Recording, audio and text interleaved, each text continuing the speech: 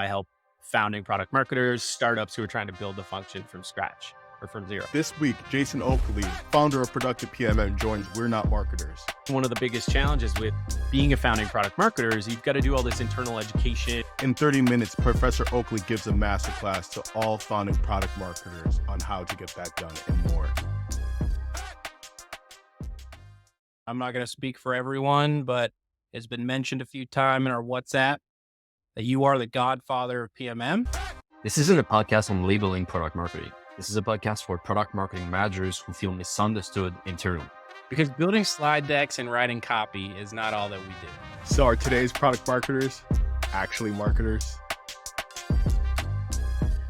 Yo, Jason, thank you for coming here today and joining a couple of mixed fits on an afternoon on a Friday Junior. So we're going to do our very first episode of We're Not Marketers podcast with, I think, one of our favorite guests. And I'm not going to speak for everyone, but it's been mentioned a few times in our WhatsApp that you are the godfather of PMM. 100%. And for those who don't know Jason, we want to make it very clear that we all view him very highly, and his focus area right now is really product launches, particularly around those founding PMM roles.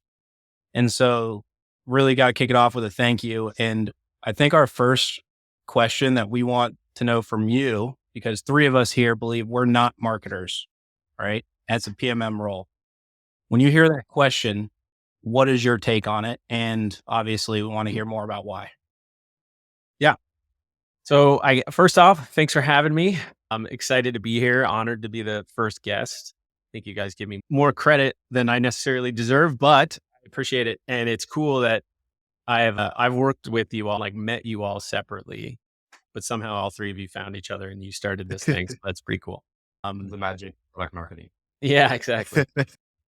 So I think thanks for your introduction. And yeah, like my focus today, like I've always been a founding product marketer. So all my career, I've been like the first product marketer in the role. I've been responsible for building out the team, kind of establishing the function in a startup. And so today, we've got a course on product launches. I get to do a lot of work specifically on product launches, but like my focus all the time is specifically on founding PMMs and like, how do I help founding product marketers, startups who are trying to build a function from scratch or from zero. And so, when I remember you put that thing on LinkedIn and I was like, ooh, like that's spicy because it's, product marketers are strategy only. My take on it was it's all about the strategy. It's less about the market, like not marketers. And to me, it was more about strategy and less about execution. I've always, as someone who's come into the role as the only person in the seat, it's always been a balance of both strategy and execution. And I think that when you join a startup as a founding product marketer, when I joined Chili Piper, I was one of two marketers. Like you are doing a little bit of everything. And that's one of the challenges that comes with being a founding product marketer is like prioritization, because you're expected to do a lot and not everyone. And I think like the one thing that comes with being a founding product marketer is not everyone. It's safe to say most people in the company have never seen product marketing before, at least not at that company. And so different people are doing little pieces of it. Different people have a different understanding of what product marketing is, if they understand what it does at all. So when you're stepping in, one of the biggest challenges with being a founding product marketer is you've got to do all this internal education and you've got to change people's perspective on what product marketing actually is. And so a lot of what they assume it might be today is like executional things. And so that's like there is some kind of pushback or like fighting you need to do to be like, no, I'm also about the strategy. Like I also work on positioning and messaging, segmentation, competitive intelligence, market research, like all of that stuff. But at the end of the day, especially in a small company, at some point, the rubber needs to meet the road and that stuff needs to get out to the market. So you could have the best strategy. You could have your positioning could be perfect and you could have a very focused ICP. But if at the end of the day, you can't turn that into a landing page or you can't get that out into the different channels that you have, you can't execute on a product launch, like none of it's going to matter that as much because it's not getting out to the market to actually work. So I think that you need both the strategy side and the execution side. But I also just think, again, my perspective is thinking small startups, founding PMMs, it's like there's there are going to be days and there are going to be times when you're working on the strategic things and that's going to take up a lot of your focus. But there are also times when you just need to execute and you do need to turn that messaging into a one pager or a deck or a landing page or the assets for a launch. So I think that a lot of the best founding product marketers are actually people who have been marketers, maybe marketing generalists or people who have been digital marketers or people who have understand the strategy side, but can't execute. So anyways, I'll stop talking because I'll leave it at that and I'll see what you guys think. I've got a follow-up question then, and maybe more for some practical advice, not just for us three, for any potential listeners. I really resonate with the idea of prioritization. So can you help us figure out how do you prioritize those things, right? And not only to yourself, but how do you prioritize them with everyone else around and make sure they know the yes, but mentality, right? When you take on this thing, what are you letting off the plate of something else? Yeah, the prioritization thing is one of the hardest, right? I haven't talked to a product marketer who hasn't at some point said, like, no, my plate just keeps growing. No one's ever like, oh, I don't have much to do. Like, I just have this one product, like one project I'm working on. That's it. Everyone's plate is always full and there's always a new top priority. And so I think that like prioritization is something everyone knows they need to do, but something that's really hard to do. And so in companies where I've always found it's been better has been when your leadership gets to a point where either your company or at least like your leadership within marketing, for example, starts to be very clear about their priorities. So if you're a leader and you can like manage up in a sense to get your marketing department to have clear OKRs and clear goals heading into a quarter or heading into a year, then at least that gives you like a North Star that when you're starting to plan out within the product marketing team, like your quarter or right, your year, you can start to think about, okay, how do we actually ladder up to these objectives? Like I was working with a product marketer the other day. She's thinking about her plan for next year. And part of that is like, how does she build out her team? Who's she going to hire? Because she's got some budget to hire another product marketer, for example. And so when she's starting to map out who's going to do what and who's going to own what, she's starting to think about her like 2024, starting at the company objectives. A lot of people don't have that. Like a lot of people, and they struggle a lot because it's just every month it's a new priority. And so I think that if you can manage up in a sense, or you can encourage even just your marketing team to think about like, what are our OKRs as like a bigger team than just product marketing? And then I can ladder up to those. Or if you don't know those for like marketing, for example, like talking to other cross-functional teams to understand like what's sales' top priority heading into the next quarter, right? So things that will help then influence how you plan your quarter. Because if you just are always reactive to what the next request is, then it's going to be really hard for you to feel like you have a good sense of what your priorities are. Something a little bit more tactical though, like when you think of like sales, for example, and you're always having sales requests. Like one thing I would always encourage people to do is just have a system for how you accept requests and manage those. So again, this is like pretty tactical, but we implemented a system at Clue where it's like, if you were a sales rep and you wanted to ask for a one pager or you needed help on a deal or you needed help with some messaging or anything, changes to a deck, all of that, you would at least be asked to submit it. And by doing that, you're just being asked a couple of simple questions around what does done look like? You're asking them questions around like what's the urgency of this or what the level of importance is and why. You're just asking them a couple of questions first. And a lot of times people, the effort of doing that is going to get them to not even request it for one. But at least you have a good sense of getting some understanding and some context around it.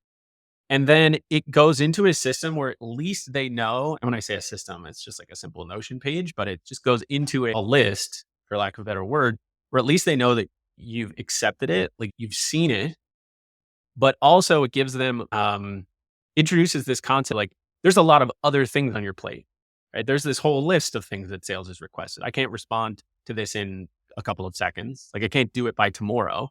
And we look at this as we prioritize this list based on working with your manager or the head of sales. And this is something we come together with on a quarterly basis, or we come together like every couple of weeks and we readjust this list. So we know we're always working on the most important things based on what your team and your leadership deems to be the most important.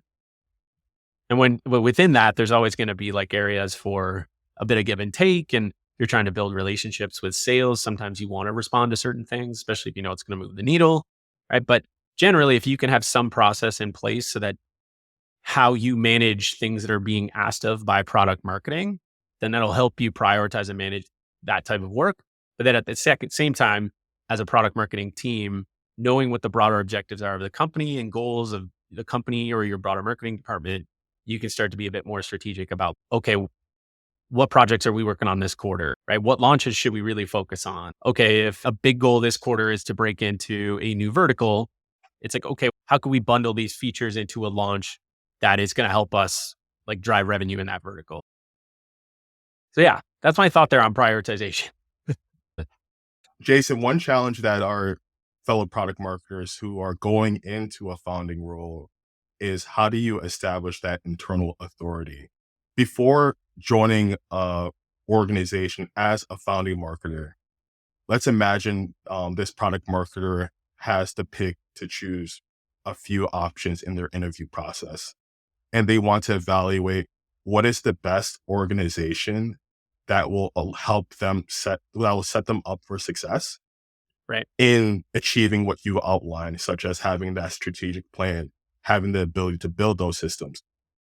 What are the questions that a product marketing candidate should be asking on an interview panel, such as the CEO, the sales leader, to validate and see whether this is the appropriate organization that will set them up for success if they were to join? Yeah, that's a great question. And I was actually having a conversation with someone about this the other day. And I think one of the big questions that if I was going into a startup right now that I would ask is, being able to ask some of these questions comes down and like how you ask it and how upfront or how blunt you are. Obviously depends on the level of role you're coming in at, right? How much you feel like you're really fighting for that role versus they really want you, like that sort of thing. But I would want to talk to the sales leadership and I would really want to know how they see product marketing, the importance that they see of product marketing, and how they how they see working with product marketing. So I'll explain that a little bit. Like I was working with someone the other day, and this person is they're trying to roll out content with the sales team. Like they're in particular with them, they're trying to roll out a new pitch deck. But the big challenge is that they just can't get the sales team to adopt it. And so much of this comes down to when you create new messaging, new content, you want sales to get involved in helping you promote a launch, like you want to get sales to do anything. That is a case where you're trying to influence, in a lot of cases, without authority. And there are certain people that sales listens to. They listen to top performers, like they listen to the reps that have been there and done it before and have credibility within the team. They listen to their boss and they listen to their boss's boss. Like they listen to the head of sales.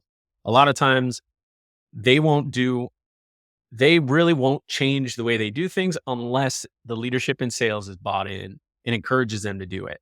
In a lot of cases, if you get someone in sales who comes into a meeting and you as a product marketer, like pitching a new deck, for example, if that sales leader is not fully bought into it and backs you up and is excited about it, encourages his team, guys, I'm not encouraging you to do it. This is the new deck. Everyone needs to get certified on this. This is it. And I'm on board with this. I've worked with the product marketer on this. This is it. You all need to do it. If you are not pitching this deck and you are not hitting numbers, like there's a problem, right? So if you don't have that support, you are not going to be able to make things like that happen. And so I think if I today was going into a new product marketing gig and I was in the interview process, I would want to talk to some of those people within those key teams. And I would want to, without asking exactly that, I'd want to get to the point of, are you going to back me up? Are we going to be a team here? Or are you not going to listen or believe in anything that I have to say or I'm trying to make happen? And so I would really want to get there and knowing that when you land in the role, there is still some credibility, like trust you have to build. But I would want to definitely have a good sense of, are the other heads of these departments, the people who influence their department, are they going to have my back? That's what I would gold. say there. Gold. I'm curious, Jason, you started ProductivePMM to really help product marketers in finding PMM role. And I'm just curious to hearing like what happened that kind of brought you ultimately to start that? We know about Uberflip, we know about Clue, we know about Chili Piper. Like, what was your experience like, and what have you identified as the biggest challenges and ultimately strategies that those founding PMM can do? And we already talked about prioritization and everything, but I'm just curious of hearing of your own journey, like what brought you up to understanding those big challenges and ultimately strategies to solve those problems. Yeah, it's a good question. Like I think, I guess to answer your first question, if I understood it, like for me to what made me want to go out and do productive PMM, if I'm right. Yeah. Yeah. I've always had like an entrepreneurial kind of itch. I've always, throughout my career, I've taken steps into into entrepreneurship and then back into like in-house work and in and out. Back in, I'm sorry to cut you, but back with Recess Weekly 12 years ago, right? You've done your research. Yeah, no, I Yeah, did. our team is really good on this. I did. I'm like, if you don't do that research. I did. Yeah, that's right. When I was in university, I had a publication. I've somehow always found my way back into some type of content publishing or content creation, but I did. Yeah, I had a publication at university, and then I went out like after I graduated, tried to turn that into something a bit bigger. That ultimately didn't work out.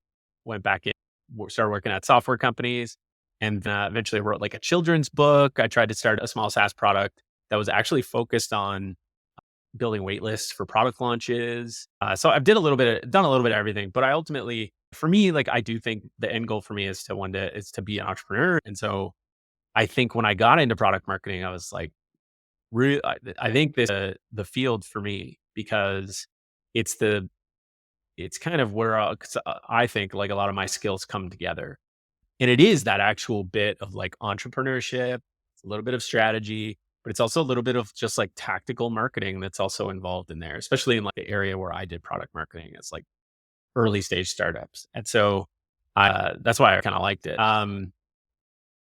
Succeeding as a founding PMM, I think that I think like some of the areas where I've excelled is, I'm pretty scrappy. Like that entrepreneurial nature, I think makes someone is in a founding PMM position, makes you successful because you are going to have to be able to do a lot on your own. You're going to have to be able to create content on your own. You're going to have to be able to wear a lot of different hats and to be able to do good enough in a number of different areas where you can make things happen. Like Eric, I know I've worked with you. I see you do that in a number of different ways too.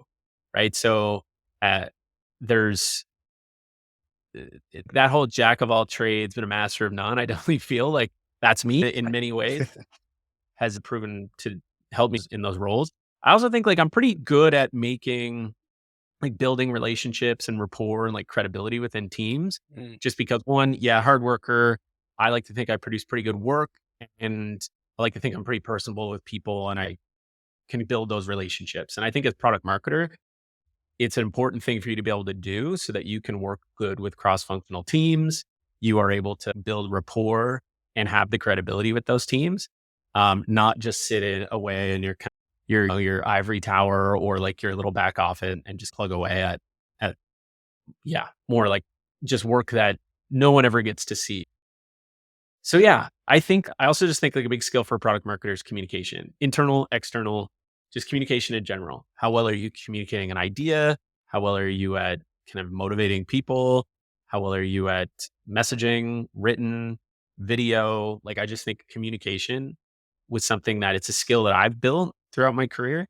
And it's something that continues to pay dividends where I can walk into a company and I feel confident speaking on a Zoom call. I feel confident writing an internal message, feel confident writing an email, messaging, firing up a Loom video. Like I feel confident doing all those things. And those are all things that are important when you're doing that like founding PMM role. Amazing. Jason, a follow-up question Gab said earlier, like many product marketers, they know how to do the research. And assuming the listeners on their call are going to look at your profile as they're listening to this conversation, one thing they may notice is that they may see that one of your first few roles in your career was customer success manager. And earlier, I see Eric doing that little fist bump. Yes. That's where all the good ones start. Going back to your earlier response of saying that product marketers are like need to have the marketing fundamentals to be effective at what they do. What would you say to the fellow product marketers who jumped in to the field with non-marketing experience? And the follow-up, and maybe a follow-up to that is for those who are going in to product marketing or considering it, how should they approach marketing as a discipline to complement their skill set as a non-traditional candidate? Yeah, great question. So yeah, my first role was sales. I always thought I was going to be sales, the account exec. When I joined Verifin, which is like the first, and even when I did my own product when I was in school, first ever sales gig I had was working for my uncle, and I did direct sales, trying to sell um, in-store like on hold music and messaging. You know, when you call putting on hold, like he had a company that did that. And so I did that. I even recorded some of the things like for a while. If you called a business in St. John's and Newfoundland, you might actually have heard me speaking, doing the on hold messaging, like the ads and stuff. But anyways, like that's where I cut my teeth on like sales. And then when I got into Verifin, like I somehow managed to weasel my way into being like an account executive in my first sales role. But I learned a lot doing that. Eventually, I worked my way. Yeah, like I found myself in a CS role when I went to Uberflip. And I would say that like coming from those two, I almost think like it set me up for success even more so than if I'd come from traditional marketing going into product marketing. So that's why like I think that product marketing is pretty diverse and you work with so many different teams. So you see people from product going to product, you see people from CS, people from sales. It's everyone brings like a strength into product marketing. And I think that even for anyone who's trying to get a job today, it's all about how do you position yourself. So if you come from sales, it's I understand how people buy. I've sold before. I know I have empathy for salespeople. I know what they need to sell. So from like an enablement, a deal support and like competitive enablement, all that stuff perspective, like you're way better off than someone who was working in marketing. Whereas when you're thinking about like more growth type initiatives, or when you're thinking about things that are copywriting or like messaging, things like that, that are more of a marketing skill, then, oh, like you're probably a lot better suited for that. And I would position myself more around that if I was coming from marketing. But if you're in CS, like you understand the customer, like you understand customer interviews, like you might have understand like onboarding and training and like all of that. So I think that there's a way to position yourself depending on whatever of these teams you come from, so that when you step or when you're fighting for a role at a company for product marketing, you look for the ones that maybe over index on certain things that job is going to be responsible for. And you'd be like, I'm your natural fit there because I come from sales and I know all this enablement stuff. Like I'm your person for this. And so that would be, yeah, like my advice to people who are coming into this now. If you're trying to break into product marketing for the first time, for example, is like look for the roles where you feel you actually would be, based on your past experience, where you feel like you could position yourself in a way that you're better off than a lot of the other candidates they might actually look at.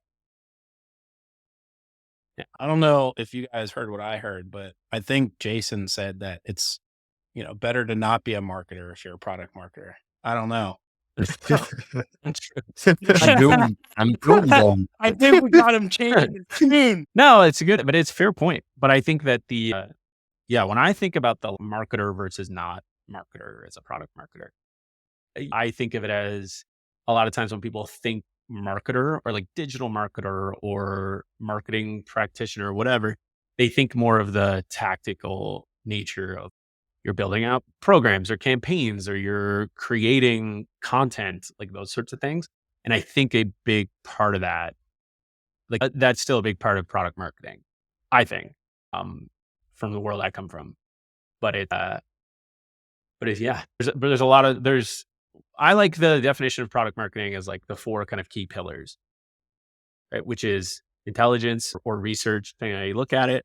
So it's like research, positioning, and then you have launch and enablement. I think that research positioning is the strategy. Once you have that all figured out, it's like launch and enablement is like where the rubber meets the road. That's more the execution. And so I think that like you need all those. Like that's all product marketing. I just want to say I'm glad to know that more about you because I actually also started in sales, like standing in Best Buys and BJ's and Costco's slinging Oh, durable nice. E, and then moved in to Offering a free customer samples. success role, slid my way that way.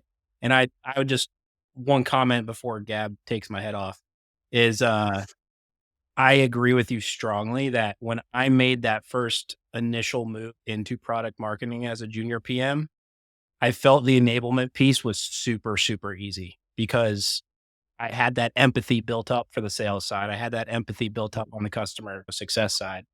And Yeah. I felt like that was a lot easier of a transition than jumping in as a marketer, for example. Yeah. Yeah. I agree. It's like that's why I think a lot of people, I've hired multiple product marketers who are salespeople. It's a great internal hire that you can make because they already understand your product. They understand how to sell it. They understand a lot of like the messaging. They understand your competitive landscape. Like they've sold it. They know the sales team. Like it's a great, in my opinion, it's been for me, it's always been a really good hire as a product marketer. Hey, shout out to Nice. sales. Nice. Yeah. That's great because maybe at the end of season 2, we'll get our answer if product marketers are actually marketers. But I love the take so far. I think we're really making progress. I just want to go with another topic based on, you talked about the foundational pillar of product marketing. And one of them is launches. And I think this is, and again, the go-to-market is a whole another mixed match a little bit, but can you tell us based on your experience, what do you think are the most common pitfalls in launches and where does it usually go wrong? Yeah. I think, so I think one thing, I was actually writing about this today, but I think one thing with product launches a lot of times is it's like, maybe it's just seems so much common sense, but like product launches, the initial strategy side of knowing who you're targeting, like who is your target audience for the launch, right? And figuring out your positioning for a launch is really important. And I think a lot of times people can forget that because they might think that this is something that's done at more of a company and like a product level, not necessarily for a product launch that might be for a new feature within an existing product or not necessarily always a net new product. But I think the audience segmentation, like, like with anything, you have this pressure or this feeling like you want to go broad and you don't want to be specific about who you're targeting with this new product feature with this launch. But being specific about what audience are we talking to? And that's going to then influence like what channels are we focusing on for this launch? And what are we saying? So this is actually resonating and like driving people to take action when we are sending out our launch email or when we're talking about this on LinkedIn. Like I've worked at companies that have, the product is for marketers and salespeople, right? Like it's both, the company targets both of them in some way. But when you launch a product, like you're not specific about which one you're talking to. And say, for example, if you have a free product that it's the sales rep who could sign up for the free product, but maybe you have a broader product that you sell more directly to marketing teams, or if you are working on larger deals that are maybe when you land, like say if it was PLG, and then once you land a certain number of sales users, you're going to sell more directly into sales leadership or the marketing team or something like that.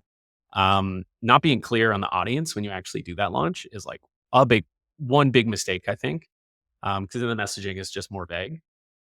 And I think another one is just a lot of product marketers don't work closely enough with product management.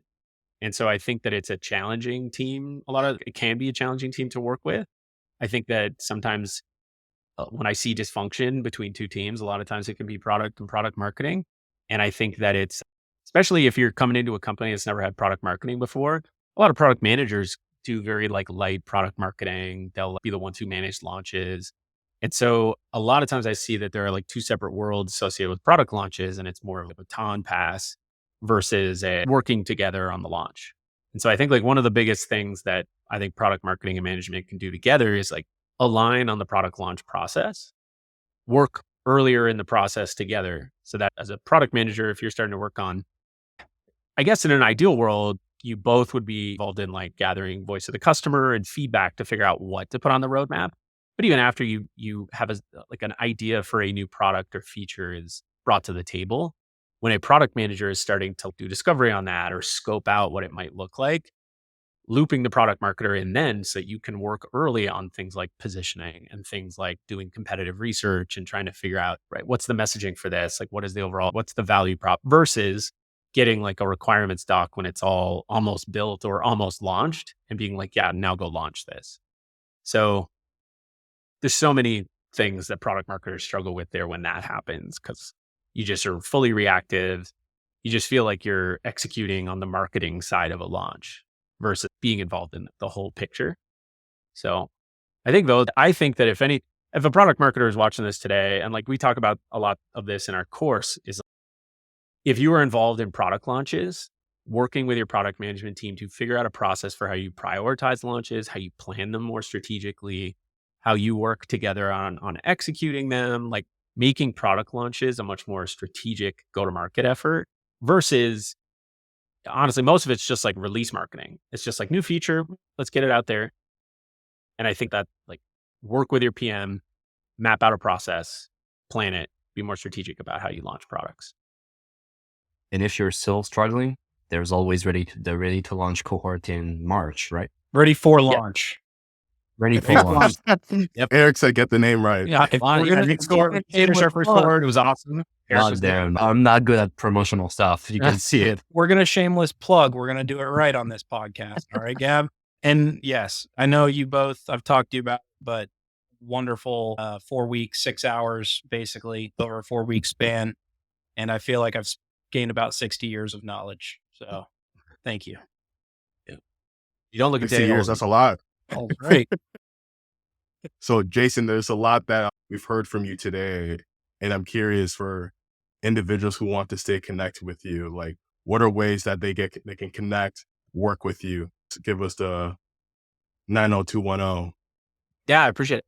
Yeah. So I would say if anyone finds what I say somewhat at all interesting, I would say sign up for my newsletter called PMM Files. I'd say, when do you think is publishing this episode? That is to be determined. Great question. It might be sooner than later now that we've done it. Okay.